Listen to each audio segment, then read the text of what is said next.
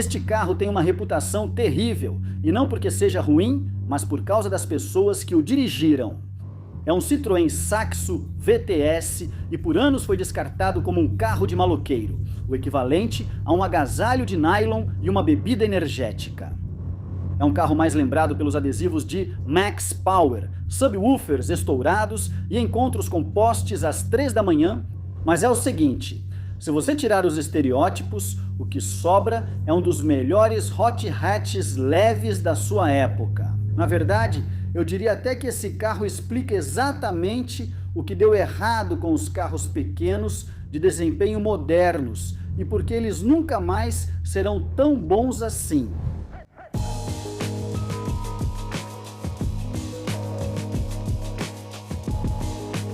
O Saxo VTS chegou exatamente no auge da era dos hot hatches leves. Isso foi no final dos anos 1990, antes das regulamentações de segurança e da obrigatoriedade do turbo. E quando comprar um hot hatch significava pelo menos 1.400 quilos e um financiamento. E a Citroën fez isso. Um carro pesando 930 quilos e movido por um motor 1.6, 16 válvulas aspirado, produzindo 120 cavalos de potência. Isso pode não parecer muito, até você perceber que ele ainda tem 128 cavalos por tonelada, o que é suficiente para ir de 0 a 96 km por hora em 7,5 segundos e atingir uma velocidade máxima de 204 km por hora. 204 km por hora nisso. Um Golf GTI dessa época tinha 30 cavalos a mais, mas também era 400 quilos mais pesado.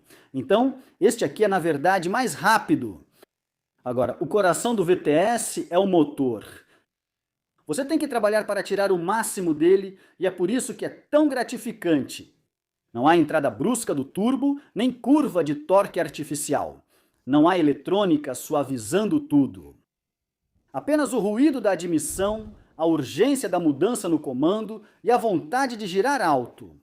Foi lançado em 1997 como o carro irmão do 106 GTI, e ainda era aquela época em que tentar segurar qualquer coisa com o emblema GTI levaria o adolescente médio à falência. Os Citroëns esportivos sempre viveram à sombra de seus irmãos Peugeot, tanto em termos de reputação quanto de números de vendas. Mas agora a Citroën teve uma ideia genial. Eles ofereceriam 1 ano de seguro grátis a cada venda. E é aqui que tudo deu errado, porque essa promoção foi extremamente bem sucedida em vender o Saxo, mas também atraiu um certo tipo de clientela. E assim, ele se tornou aquele carro, dirigido de forma imprudente, modificado de maneira barata e frequentemente envolvido em acidentes. E a reputação dos motoristas virou a reputação do carro. Tudo isso é extremamente injusto, porque em termos dinâmicos, esse carro é excepcional e não há como ele ser fabricado nos dias de hoje. Teria que ter controle de estabilidade, airbags laterais, estruturas de segurança para pedestres e muito mais sistemas de controle de emissões, o que significa mais peso, mais complexidade e menos comunicação. Por isso, carros como este não existem mais. Este não é apenas um ótimo hatch esportivo, é um retrato do fim de uma era. Você pode pensar que, sendo basicamente um 106 com outra carroceria, o Peugeot seria a escolha do motorista. Mas, neste caso de forma incomum, é o Citroën que é o encrenqueiro. Foi isso que a Autocar disse sobre ele nos anos 90. O Citroën é mais ágil, empolgante e às vezes imprevisível, enquanto o Peugeot atua com uma atitude mais profissional para proporcionar emoções ainda maiores. Vamos descobrir se isso é verdade. Certo. Isso me faz voltar no tempo. Eu tive um Peugeot 106 Rally, mas é bem interessante. O interior desses Saxos parece um pouco mais bonito. Não sei o que é, porque tenho certeza de que eles não gastaram mais com isso. O painel é um pouco mais arredondado. Tudo, sei lá, parece legal. Certo. O principal agora é ligar isso.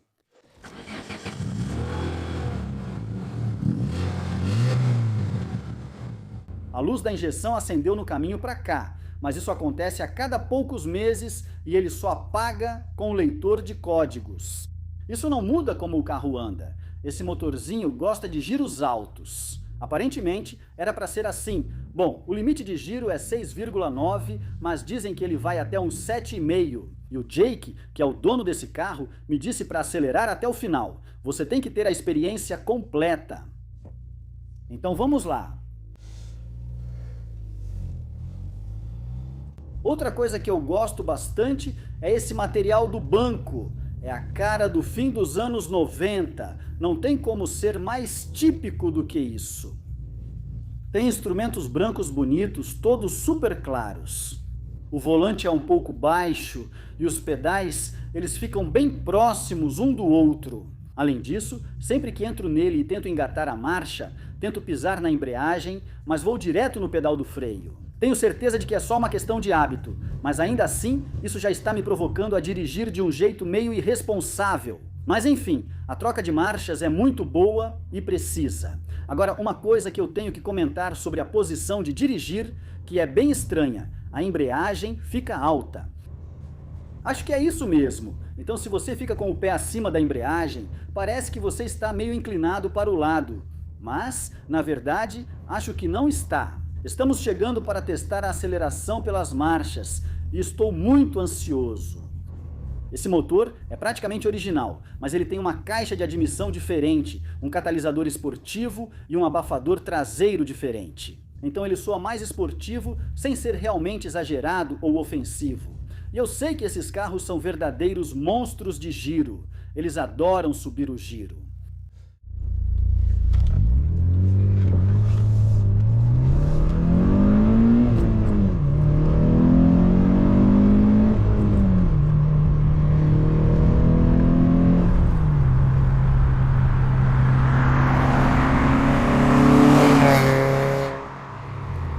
Quase tentei engatar a sexta, mas não posso porque ele não tem. Parece que está pedindo uma. Mas você deve ter notado, quando eu saí ali, teve um pouco de perda de aderência e um pouco de esterço por torque. E realmente, sabe, 120 cavalos de potência, você pensa que não é tanto assim. Mas isso aqui parece bem ágil o suficiente. Eu acho também que sim, ele é muito leve, mas a relação de marchas é bem curta. Então, ele anda muito melhor do que você imagina que deveria.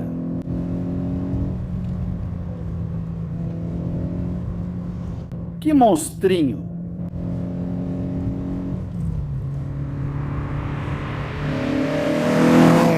Agora, a direção está muito responsiva. É realmente bem rápida. Ela só quer mergulhar nas curvas. O carro inteiro está se mexendo o tempo todo. A suspensão parece estar funcionando muito bem, mas há um pouco de rigidez ali. Então ela nunca fica totalmente assentada no asfalto. Com a direção também, há um certo compromisso, porque o preço de ela querer buscar o ápice o tempo todo é que ela fica um pouco nervosa quando está em linha reta. Parece que ela sempre quer desviar para algum lado. Não é o suficiente para te desestabilizar, mas te mantém alerta. Agora, preciso esclarecer que o seguro gratuito só se aplicava ao VTR, o que é confuso, porque VTR para mim soa como o mais rápido e não o VTS. De qualquer forma, o VTR era um carro mais lento. Ele tinha apenas 95 cavalos, 1,6, mas não 16 válvulas. Vamos ver como ele se sai nas curvas mais fechadas. Um pouco de umidade na pista. Tirar o pé nessas curvas não é uma boa ideia. Elas vão te pegar de surpresa, especialmente se for um dia escorregadio como hoje. Ok, há alguém na nossa frente, mas agora vamos voltar para a parte em que faço a volta. Vamos fazer outra passada de verdade pelas marchas e eu vou voltar pelo outro lado bem mais rápido também. Vou tentar explorar um pouco esse chassi. Vamos lá!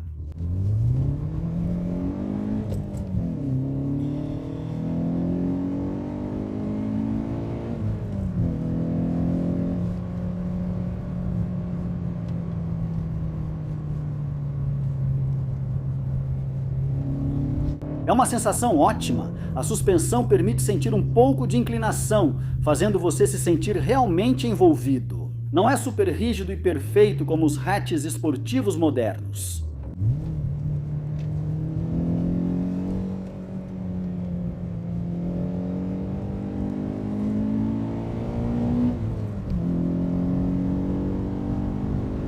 Parece realmente um carrinho rápido e feroz. Ajuda a ter que trabalhar com esse motor, não é que ele não seja flexível. Você pode reduzir as rotações e ele seguirá impecável, mas seu desempenho é melhor em altas rotações. É linear, mas a força segue aumentando. Agora, ele pode ir até 7,5, mas parece que o ímpeto começa a diminuir quando você se aproxima dos 7.000. Agora, esses caras estão a 40 milhas por hora num trecho de 60 milhas por hora. Vamos ver se ele tem força suficiente para ultrapassar os dois.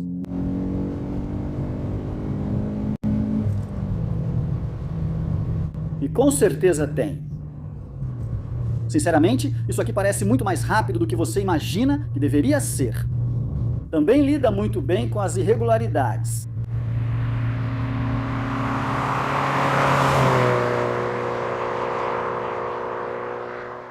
A 60 milhas por hora você está a cerca de 3.000 giros, então parece que talvez não seja a melhor opção para viagens longas, mas ela se sai tão bem nessa estrada.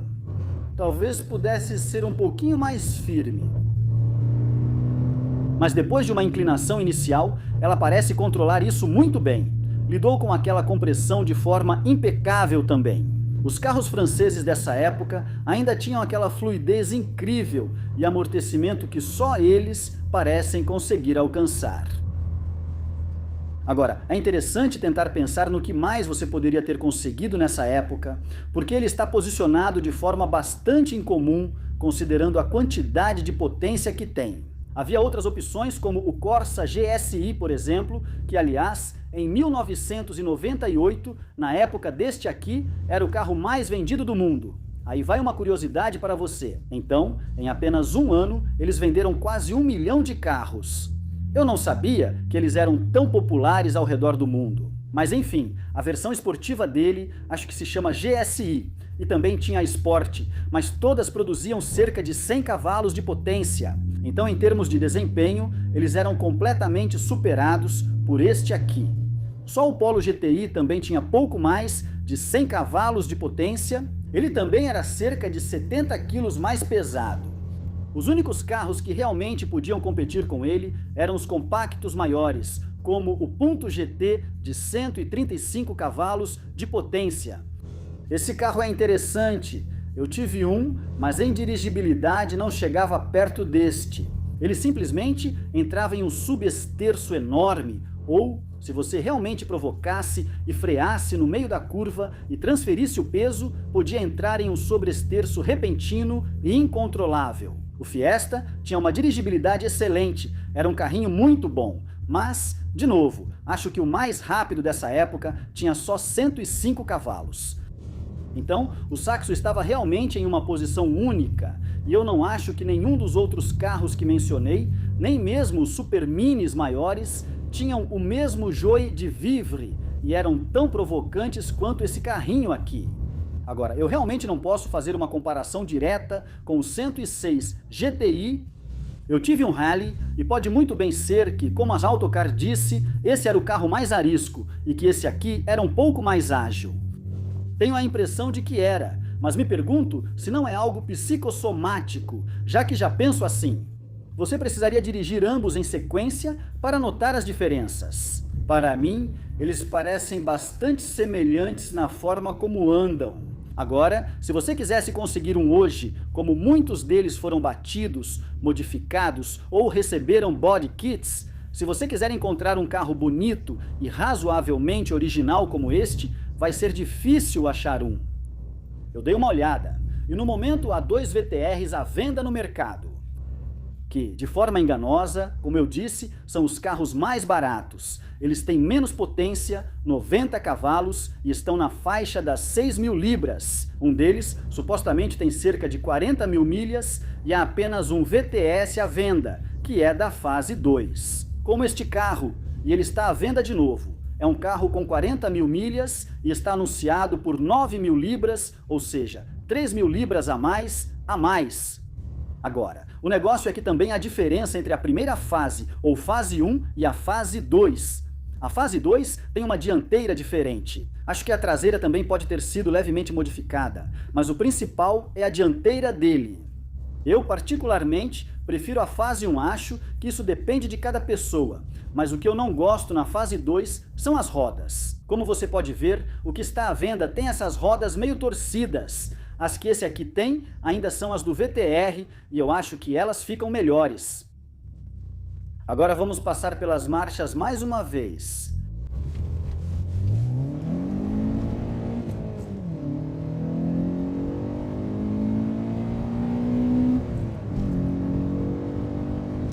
Olha, você pode girar até 7.500, mas tenho que dizer que trocar a marcha a 7.000 parece funcionar tão bem quanto.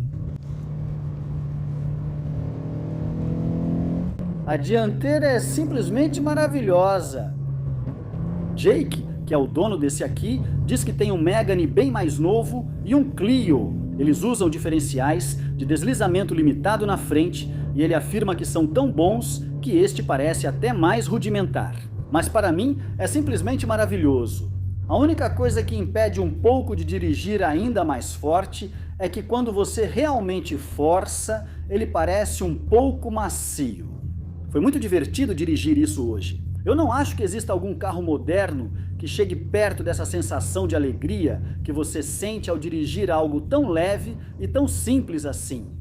Um enorme obrigado ao Jake por ter trazido isso aqui hoje e, ainda mais importante, obrigado a todos vocês por assistirem.